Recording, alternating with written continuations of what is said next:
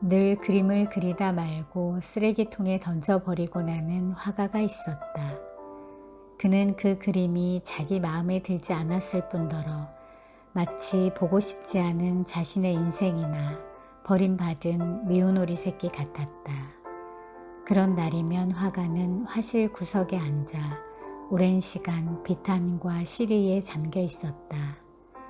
하지만 그의 아내는 쓰레기통에 버려진 미완성의 꿈을 다시 정성스럽게 펴서 말없이 이젤 위에 놓아두곤 했다.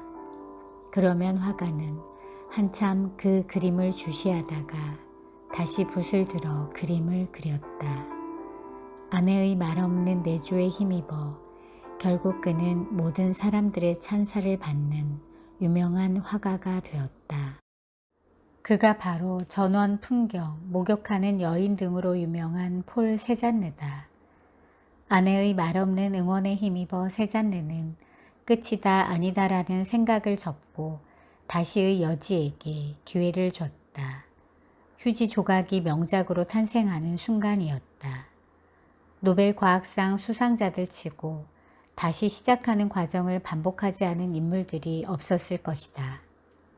2002년 노벨 화학상을 받은 스위스 화학자 비트리히 교수에게 한 과학 영재가 어떻게 노벨상을 받게 되었는지에 대해 묻자 그는 웃으며 이렇게 대답했다고 한다. 내가 연구를 시작한 건 29살 때인데 가시적 연구 업적이 나오기까지 16년이 걸렸습니다. 이처럼 성취란 분명 쉬운 것이 아니다. 하지만 신념을 붙들고 끝까지 노력하노라면 반드시 이루어지게 마련이다. 한 번은 한 고등학생이 뷰트리히 교수에게 물었다. 큰 업적을 이룬 비결이 무엇입니까? 교수님과 같은 과학자가 되려면 어떻게 해야 하나요? 이 물음에 뷰트리히 교수는 이렇게 대답했다. 마음껏 재미있게 놀고 자유롭게 생각하세요. 연구 개발은 실패의 연속입니다. 이를 즐겁게 여겨야지 절망하면 안 됩니다.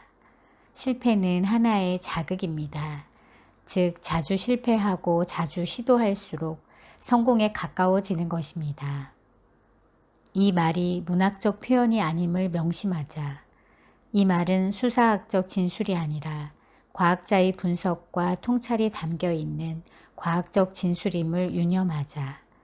그러하다면 글자 그대로 유효한 격려 아니겠는가.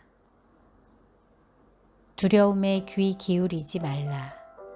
제2차 세계대전 때 용맹성과 피에 굶주린 늙은이라는 별명으로 유명했던 패튼 장군은 언젠가 전투 직전에 두려움을 느낀 적이 있느냐는 질문을 받았다. 그는 중요한 전투를 앞두고 두려움을 느낀 적이 자주 있으며 어떤 때는 전투 중에도 두려움을 느낀다고 말했다. 그러나 그는 절대 두려움에 귀를 기울이지 않는다고 말했다. 링컨 역시 같은 말을 했다.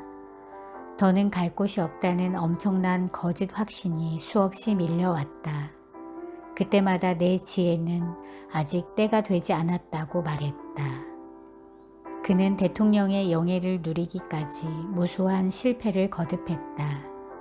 1816년 가족 파산, 1831년 사업 실패, 1832년 주의회 의원 낙선, 1833년 사업체 실패, 1836년 신경쇠약으로 병원 입원, 1843년 48년 하원 의원 2차례 낙선, 1854년 58년 상원 의원 2차례 낙선.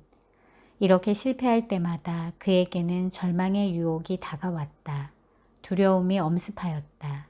하지만 굴하지 않았다. 마침내 그는 실패와 두려움을 극복하고 1860년 미 합중국의 대통령이 되었다. 하루는 그가 국가의 미래를 걱정하는 시민들과 대화의 자리를 갖게 되었다. 자리에 참석한 어느 청년이 침울하고 비통한 표정으로 링컨에게 말했다. 이렇게 가다가 미국은 끝장나는 것 아닙니까? 청년의 말에 링컨은 그의 손을 잡고 이렇게 이야기를 해주었다. 내가 청년이었을 때 훌륭한 인품으로 존경받던 한 노인과 가을밤을 바라본 적이 있었다네. 미래에 대한 두려움이 있었던 나는 무수한 별똥별이 떨어지는 것을 보면서 더 큰 두려움에 빠져버렸지. 그때 그 노인이 내게 이렇게 말했다네. 무수한 두려움을 바라보지 말고 저 높은 데서 반짝이는 별들을 보게나 라고 말이야. 그렇다. 떨어지는 별을 보고 낙담하여 좌절할 것이 아니라 저 하늘에서 반짝이는 별을 바라보며 희망을 다잡는 것. 이것이 꿈이 있는 사람의 진정한 자세일 것이다. 유혹하는 소리를 물리칠 방법은 하나다. 응원의 소리에 귀를 기울이는 것이다.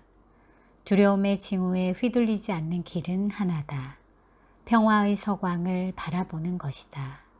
선택은 나의 목, 주인은 바로 나다. 개미와 뇌를 쓴 프랑스 유명 작가 베르나르 베르베르는 말한다. 가장 똑똑한 뇌는 지금 현재 여기서 만족하는 뇌다. 행복을 위한 시간은 바로 지금이며 행복을 위한 장소는 바로 여기라는 얘기다. 제이 모리스의 잠깐만요에는 겐지츠 강변에 살았던 어부 살림에 대한 전설이 실려 있다. 어느 날 밤 살림은 고된 일과를 마치고 눈을 반쯤 감은 채 집으로 돌아오는 길에 자기가 부자가 된다면 어떻게 할까 하는 생각을 하고 있었다. 그때 갑자기 작은 돌처럼 느껴지는 것들로 가득 찬 가죽 주머니가 그의 발에 채였다. 그는 그 주머니를 주워 그 속에 든 돌을 물속으로 던지기 시작했다. 그는 이렇게 말하며 돌을 던졌다. 부자가 되면 난 큰 집에서 살 거야. 그는 또 하나의 돌을 던지며 속으로 말했다. 하인들을 고용하고 기름진 음식을 먹을 거야. 마지막 한 개의 돌이 남을 때까지 그는 계속해서 던졌다. 살림이 마지막 돌을 손에 쥐고 들어 올리자 돌이 광선을 받아 번쩍였다. 그때 그는 그 돌들이 귀중한 보석이라는 것을 깨달았다. 이 어부는 가상의 부에 대해 헛된 꿈을 꾸고 있는 동안 손에 쥐고 있던 진짜 부를 내던지고 있었던 것이다. 이처럼 우리의 삶을 부유하게 만들 수 있는 모든 것을 우리는 이미 우리 손안에 가지고 있다. 시인 정현종은 행복을 놓치고 아쉬운 마음을 이렇게 읊었다. 모든 순간이 꽃봉오리인 것을 나는 가끔 후회한다. 그때 그 일이 노다지였을지도 모르는데, 그때 그 사람이, 그때 그 물건이 노다지였을지도 모르는데, 더 열심히 파고들고, 더 열심히 말을 걸고, 더 열심히 귀 기울이고, 더 열심히 사랑할 걸.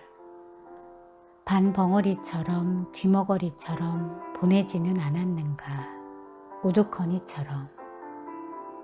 더 열심히 그 순간을 사랑할 것을, 모든 순간이 다 꽃봉오리인 것을, 내 열심에 따라 피어날 꽃봉오리인 것을.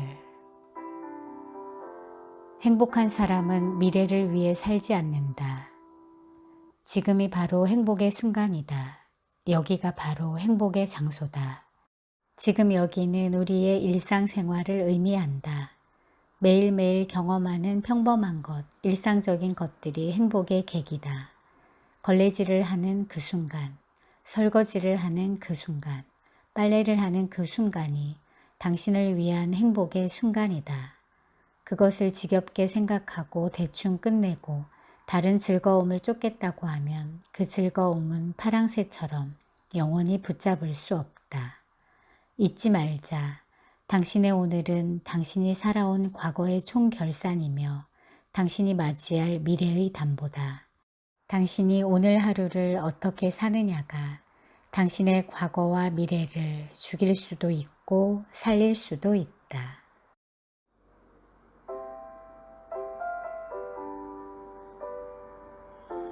오늘은 무지개의 원리와 함께 했습니다.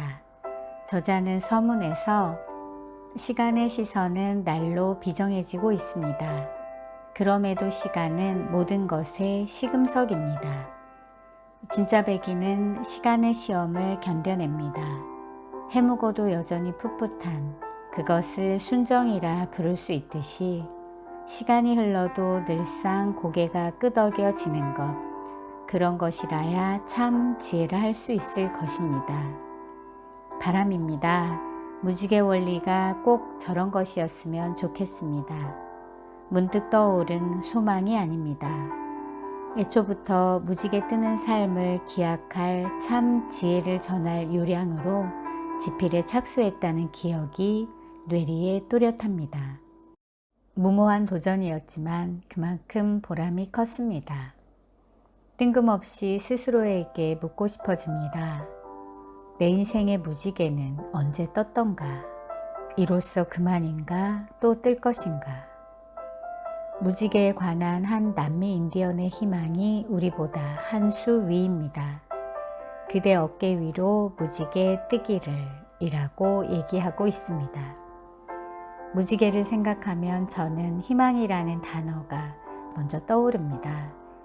오늘은 이 채널을 함께하는 모든 분들의 일상에 무지개가 뜨기를 바라는 마음으로 무지개 원리 소개해 드렸습니다. 오늘도 많이 웃으시고요. 행복한 하루 되시기를 바랍니다. 감사합니다.